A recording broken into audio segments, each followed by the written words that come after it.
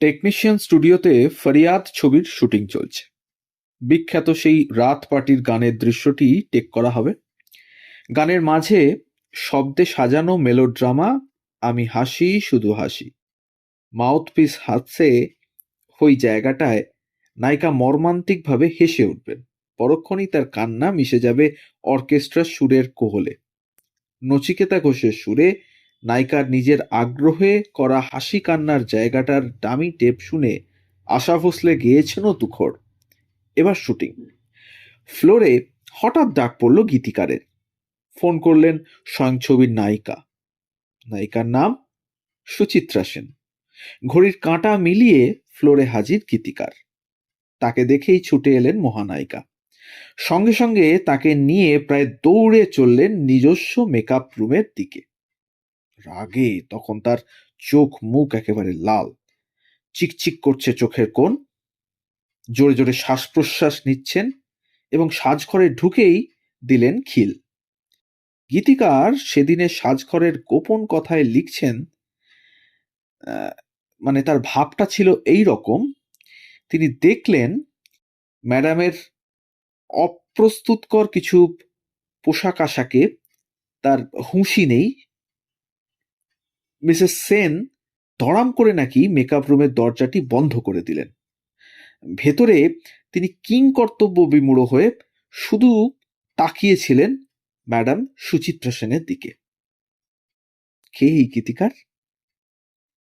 বাংলা সিনেমায় মানে যার গানে 4 দশকের দরাজ দিল ছিলেন এই ভদ্রলোক, তার নাম আর কেউ নন, তিনি হচ্ছেন সঙ্গীত সম্রাট পুলক বন্দ্যোপাধ্যায়।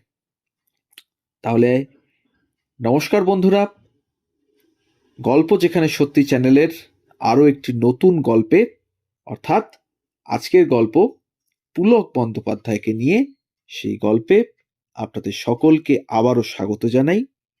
আমাদের চ্যানেলে যদি নতুন হন তাহলে চ্যানেলটিকে একটু সাবস্ক্রাইব করে পাশে থাকবেন। আমাদের ইনফরমেশনসগুলো যদি ভালো লাগে তাহলে একটু শেয়ার করবেন, কমেন্ট করবেন আর লাইক করবেন।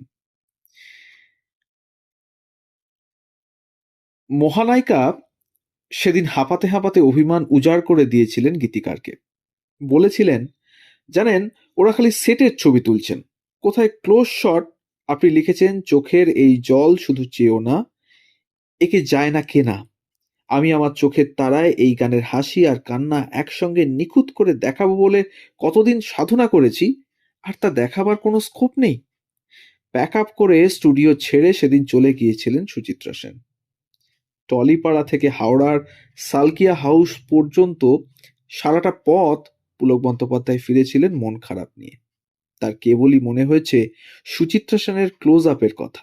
পর্দা জুড়ে সুচিত্রা সেনের ক্লোজ আপে ধরা ঠোঁটের লিপস্টিক, কথা বলা চোখের ছলবলি, ফেরানো মরালো গ্রীবা, বিভঙ্গ আর নিজের গানের কথা। তার ছবিতেই ক্লোজ আপ নেই। পরে অবশ্য সুচিত্রা সেনের কথা মতোই ক্লোজ শট ছিল দৃশ্যায়নে। স্মৃতি, সবই স্মৃতি। ফিরে ফিরে সেই এলোমেলো স্মৃতির কথাই পড়ন্ত বেলায় ভেবেছেন পুলক বন্দ্যোপাধ্যায়। আজকে তার যে গল্প বলবো, অনেকগুলো এরকম অজানা তথ্য আপনাদের দেব, তাই শুনতে থাকুন আমাদের এই গল্পটি। আজকে রইল পর্ব 1, কারণ এত গল্প আছে পুলক বন্দ্যোপাধ্যায়কে নিয়ে যা একটি মাত্র গল্পে আর স্বল্প সময়ে শেষ করা অসম্ভব। তাই আমরা 2টি পর্বে আবারও পুলক বন্দ্যোপাধ্যায়কে নিয়ে আলোচনা করব এবং কিছু তথ্য দেওয়ার চেষ্টা করব। বাংলার ছায়াছবি যেবার সবাক হলো, সংলাপের সঙ্গে সঙ্গে দর্শক শুনল সুর। সেই বছরই বৈশাখী পূর্ণিমায় এই গীতিকারের জন্ম। দিনটা ছিল 1931, 2রা মে। কে জানে ক ঘন্টা পাবে রে জীবনটা। কিশোর বয়সেই সিনেমার জন্য প্রথম গান লেখেন পুলক বন্দ্যোপাধ্যায়। তখন তিনি ক্লাস 9-এ। তবে কবিতার অনুরাগ সেই ছোট্ট বয়স থেকেই। স্কুল বেলায় আনন্দবাজারে তার কবিতা ছাপে। মানি অর্ডারে 5 টাকা হাতে পেয়ে সারাদিন নতুন জুতো পরে ঘুরে বেরিয়েছিলেন। বাবা কান্তিভূষণ ছিলেন শান্তিনিকেতনের প্রথম যুগের ছাত্র, নির্বাক ছবির যুগের নায়ক। নিউ থিয়েটার্সের ছবি শরৎচন্দ্রের শ্রীকান্তর নাম ভূমিকায় তিনি অভিনয় করেছিলেন। সেই সূত্রে বাড়িতে সিনে দুনিয়ার নক্ষত্রদের আসা যাওয়াও ছিল। তাদের মধ্যে রয়েছেন শিল্পী দুর্গাদাস বন্দ্যোপাধ্যায়, তুলসীবাবু, সুরকার হীরেন বসু, চিত্র পরিচালক সুশীল মজুমদার ও আরও অনেকে। নিত্য তাদের মজলিস থেকে উড়ে আসতো সেলুলয়েডের শব্দ, সুর, সংলাপ, আর সেই সবই প্রতিধ্বনি হয়ে ফিরত পুলকবাবুর কানে। একটু বড় হয়ে গোপনে গোপনে চলত গঙ্গার উদাসী হাওয়ার পিঠে মন কেমনের কথা বসানো। একদিন সেই সুরের হাওয়ায় ভেসেই পাড়ি দিলেন বাংলা গানের সুর সফরে। উত্তর থেকে দক্ষিণ তখন দৌড়চ্ছেন বিখ্যাত সব সুরকারদের কাছে। কোনো একদিন রাসবিহারী থেকে গড়িয়াহাট যাবেন পুলকবাবু বন্দ্যোপাধ্যায়। অপেক্ষা করছেন। দেশপ্রিয় পার্ক কাঁপিয়ে এক মোটর বাইক নিয়ে পান মুখে হাজির এক রবীন্দ্রসঙ্গীত গায়ক। গেস করুন তো কে? এখন বলবো না, একটু পরে বলছি। শটান হুকুম করলেন, উইঠা বসো। পুলকবাবু বললেন, আমি?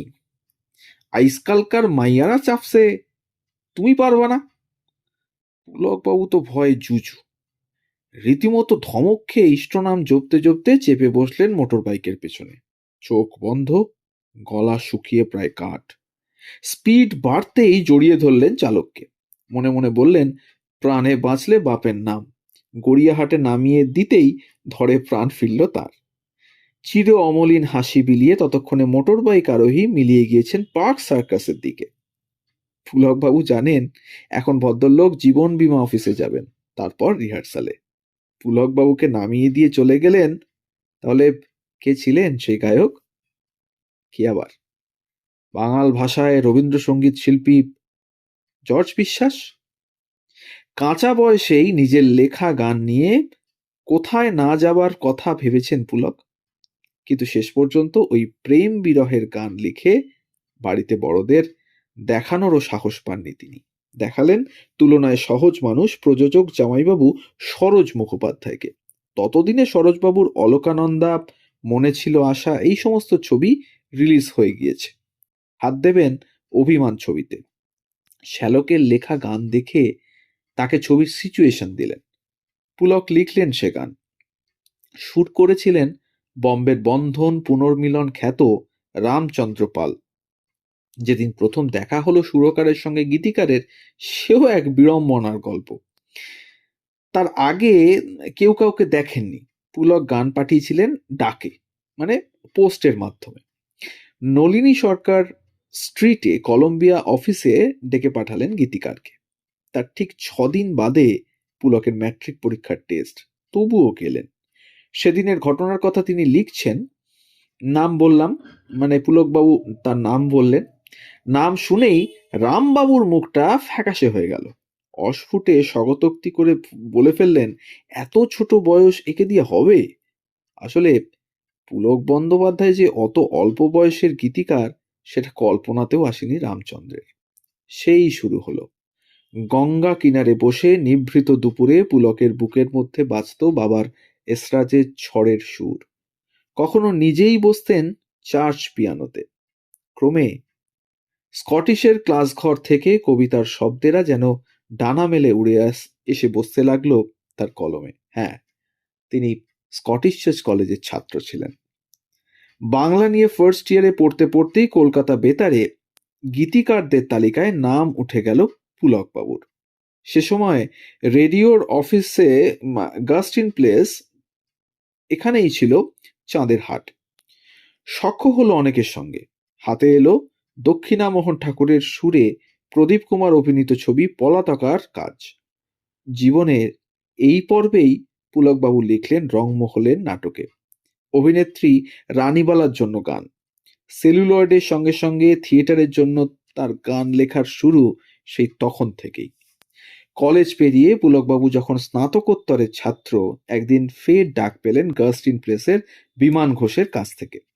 দোলের অনুষ্ঠানের জন্য গান লিখতে হবে। সুরকার অনুপম ঘটক। নিজের কানকেই যেন বিশ্বাস করতে পারছিলেন না তখন পুলক বন্দ্যোপাধ্যায়। পুলকবাবু লিখলেন চৈতন্য চরিতামৃত ছুঁয়ে দোলের সঙ্গীতালেখ্য।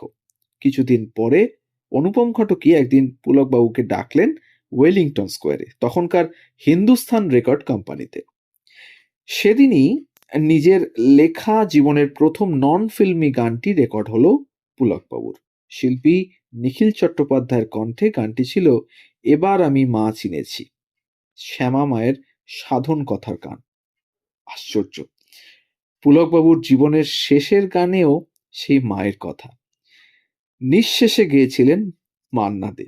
সুরকার নচিকেতা ঘোষ, গৌরীপ্রসন্ন ও পুলককে নিয়ে একটি প্রজেক্ট করেছিলেন, গেয়েছিলেন মান্না দে। গৌরী রাজি হলেও পুলক প্রথমে রাজি হতে চাননি। পরে গৌরী যখন প্রথমে লিখলেন ওগো বর্ষা তুমি ঝরো না গো অমন জোরে, তার উত্তরে পুলকবাবু লিখলেন তুমি একজনই শুধু বন্ধু আমার। আবার গৌরীপ্রসন্ন মজুমদার লিখলেন যদি কাগজে লেখো নাম কাগজ ছিঁড়ে যাবে। জবাবে পুলকবাবু লিখেছিলেন আমার ভালোবাসার রাজপ্রাসাদে। 1971 কথায় পুলক বাবু লিখেছেন ধন্যী মেয়ের যা যা বেহায়া পাখি জানা। এই গানটার সুরের সঙ্গে লেখা শেষ হতে না হতেই ইমোশনে তার গালে একটা চুমু খেয়েছিলেন নচিবাবু। মান্না দে পুলকবাবুর লেখা গান প্রথম প্লেব্যাক করেন 1965 সালে দিনান্তের আলো ছবিতে। তারপরে কত গান, 1970 ছবি প্রথম কদম ফুল, একটি গান মানে এই গান গাঁথার গল্পটাও খুব চমকপ্রদ। মান্না দে রান্না করতে ভালোবাসতেন। একবার মুম্বাইতে পুলকবাবু গিয়েছিলেন মান্নাদের বাড়িতে। গিয়ে দেখলেন রান্নাঘরে মান্নাবাবু রান্না করছেন। অবাক হলেন পুলকবাবু, বললেন রান্না করছেন, কি রান্না? মান্নাবাবু উত্তরে বললেন তা তো বলবো না, মানে আগে থেকে বলবো না, রান্না শেষ হোক, খেয়ে দেখুন, তারপর আপনাকেই বলতে হবে যে কেমন রান্না। একটু পরে মান্না দে বসার ঘরে গিয়ে দেখলেন পুলকবাবু একটা কাগজে লিখে ফেলেছেন বেশ কয়েকটা লাইন। মান্না দে বললেন কি ব্যাপার, কিছু লিখে ফেললেন নাকি এখন? পুলকবাবু বললেন এইটা লিখলাম। সেই লেখা হলো বিখ্যাত গান, ধরতে পাচ্ছেন? হ্যাঁ, ঠিক ধরেছেন, আমি শ্রী শ্রী ভজহরি মান্না। ব্যক্তিগত সম্পর্কের খাতিরে পুলকবাবু জড়িয়েছিলেন অনেকের সঙ্গে। সুরকার কমল দাশগুপ্তের অর্থকষ্ট তাই তাকে ভাবিয়েছে। HMV-র রকে বসে নিঃসঙ্গ সময়ে কানে বেজেছে কমলের কথা। রেকর্ড দুটো তেমন চলল না রে। আর যখন কেবলমাত্র জীবন ধারণের জন্য স্ত্রী ফিরোজা বেগমকে নিয়ে ঢাকা চলে গিয়েছিলেন সুরকার শিল্পী, মনে মনে কষ্ট পেয়েছেন পুলকবাবু। দুঃখ পেয়েছেন অখিল বন্ধু ঘোষের মতো শিল্পীর একাকিত্বে। জীবনের শেষ বছর RD বর্মনের মনোকষ্টে দহিত হয়েছেন অকালে শ্যামল মিত্র উত্তমের চলে যাওয়ায়। ব্যথিত হয়েছেন গুরু দত্তের আত্মহত্যার পর গীতা দত্তের এলোমেলো জীবনযাপনে। ঘনিষ্ঠতা ছিল সুরকার রবীন মজুমদার, ধনঞ্জয় ভট্টাচার্য, নচিকেতা ঘোষ, সুধীন দাশগুপ্ত, রতু মুখোপাধ্যায়, হেমন্তবাবু, মান্নাবাবুর সঙ্গেও। তো এটুকুই থাকলো প্রথম পর্বে। পুলকবাবুর কিছু জীবনের ঘটনা আপনাদের সামনে তুলে ধরলাম আমাদের চ্যানেলের মাধ্যমে। আগামীকাল থাকছে পুলকবাবুর দ্বিতীয় পর্বের আরো কিছু তথ্য। তাই যাওয়ার আগে আবারও মনে করিয়ে দিই, আমাদের চ্যানেলে নতুন হলে অবশ্যই চ্যানেলটিকে সাবস্ক্রাইব করে একটু পাশে থাকবেন। বেল আইকনটিকে প্রেস করতে ভুলবে না, যাতে পরবর্তী গল্প খুব তাড়াতাড়ি আপনাদের কাছে পৌঁছে যায় তার জন্য। আর যদি এতটুকু ভালো লেগে থাকে আমাদের তথ্য, তাহলে একটা লাইক, একটা কমেন্ট আর একটু শেয়ার করবেন আমাদের গল্পগুলো, যাতে আমরা পৌঁছে যেতে পারি অনেক মানুষের কাছে। সবাই ভালো থাকুন, সুস্থ থাকুন আর শুনতে থাকুন গল্প যেখানে সত্যি। ধন্যবাদ।